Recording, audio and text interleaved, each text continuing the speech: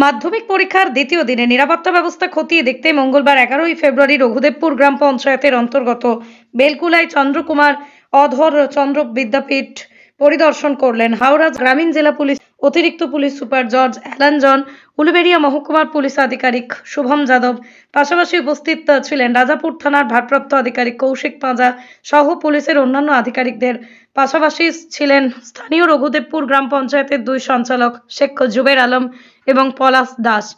এদিন হাওড়া গ্রামীণ জেলা পুলিশের কর্তারা এই বিদ্যালয়ের নিরাপত্তা ব্যবস্থা খতিয়ে দেখার পাশাপাশি কথা বলেন ওই বিদ্যালয়ের পরীক্ষক আধিকারিক তথা প্রধান শিক্ষিকার সঙ্গে।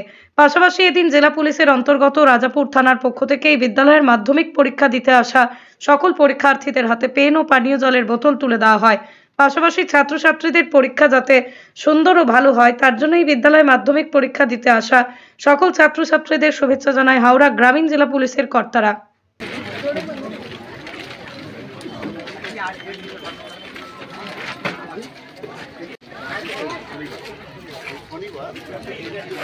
পেন দিয়ে দিয়েছি, জল দিয়ে দাও। ওই ছেলেগুলো দিয়ে দাও, ছেলেগুলোর ওইদিকে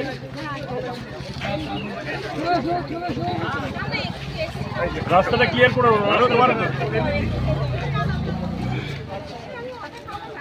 আগে ধীরে ধীরে